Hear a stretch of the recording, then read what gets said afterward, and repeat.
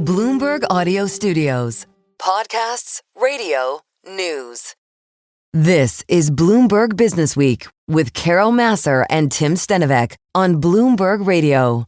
The Department of Justice probing Netflix tactics amid the Warner Brothers Discovery deal investigation. This, according to the Wall Street Journal. The Justice Department investigating whether Netflix engaged in anti-competitive tactics. It's probing the streaming network's proposed acquisition of Warner Discovery Studios and HBO Max streaming service. The department looking at whether Netflix's planned Warner deal could enrich or entrench its market power or lead to monopoly in the future.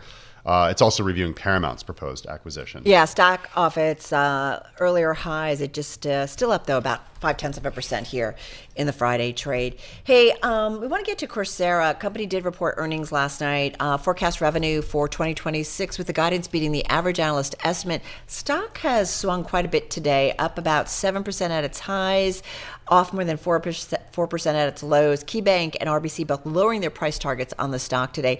And we just mentioned about this Warner Brothers Discovery, waiting to get this deal done. There is also an M&A story to Coursera as well. It is about a $1 billion market cap company, online education company. It is down about 19% year to date. 12%, Tim, of the float is short. I want to bring in Greg Hart, president and CEO of Coursera. Greg joins us from San Francisco. Greg, I want to start with the merger. Carol mentioned it in December, an all-stock merger between Coursera and Udemy. What is the status of that right now? We understand it's going to close in the second part of the year. The integration, how does it go? What does it mean in terms of the customer and user experience? And who's the boss? Thank you, Tim, for the question. So we are going through the regulatory approval process right now. Nothing to share on that front, but we're moving through the paces, and then we'll, hope to move through that and then go through shareholder approval. In terms of who's the boss, first of all, the customer is always the boss. In terms of the actual governance of the company, I will be the CEO of the combined company, and we are excited about that combination because of the opportunity to bring together, two businesses that are really quite complementary.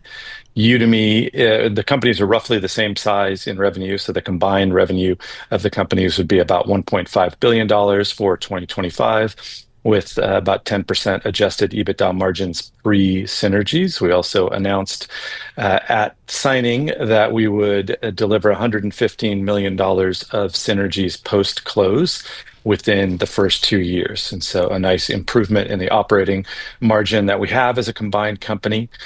We are focused as we go through the planning process on exactly what that integrated company and platform will look like. So how do we think about pricing and packaging and promotions? Of course, how do we think about the leadership team?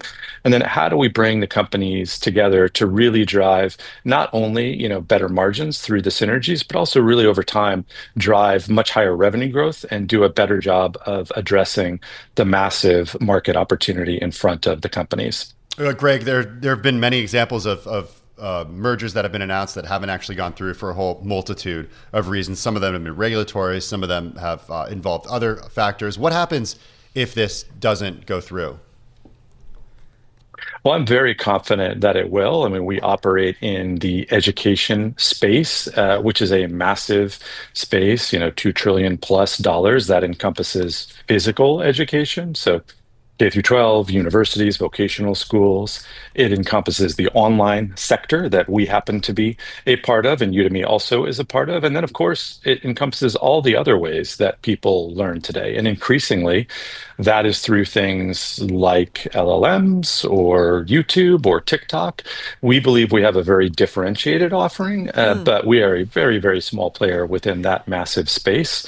And we believe that the combination actually delivers more value to every one of our constituents. To our learners, they'll get access to more content, not only the 375 different university and industry partners that Coursera has, but the 85,000 plus subject matter experts that Udemy's content creator community has.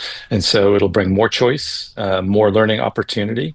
It'll be better for our content creators because they'll have access to a worldwide learner audience that's approaching 300 million registered learners across the two companies. And it's better for our enterprise customers because we're able to deliver them the breadth of that content coming from that content creator network across Udemy and Coursera. Hey, listen, one of the things, well, first of all, I have to just follow up on the deal, the combination with you and Udemy.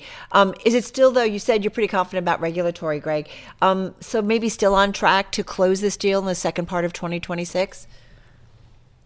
Yes, we've heard nothing that would, change our belief that it will close, by the second half of 2026, and remain confident in getting all the regulatory approvals we need to do so. One of the things I thought is interesting, I always think about your business. You mentioned university, industry partners, you've got these subject experts. How are people most using it? Is it your corporate partnerships where people want retraining for their employees? Is it people on their own?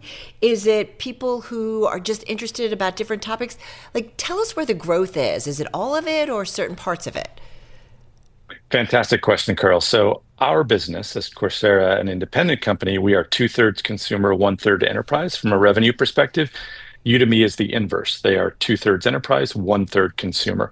For both companies, there is a huge focus on and growth in technology, and specifically AI right now. And so for Coursera, last year, we saw enrollments in Gen AI related content at a rate of 15 enrollments per minute. Wow. In 2024, that was only 8 enrollments per minute. And so a real burgeoning interest that I believe will continue in 2026 as well.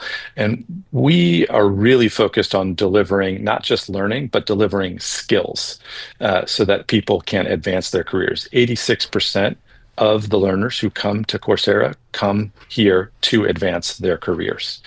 And so we are very focused on delivering them skills that they can use to advance their careers, and that they can demonstrate, real mastery of as they are in the workforce. Hey, Greg, really quickly, 30 seconds. Are people in it, train, and then that's it? You don't see them again? Or how much of it is return business that the platform is sticking there, constantly coming back to learn more? And forgive me, only about 25 seconds.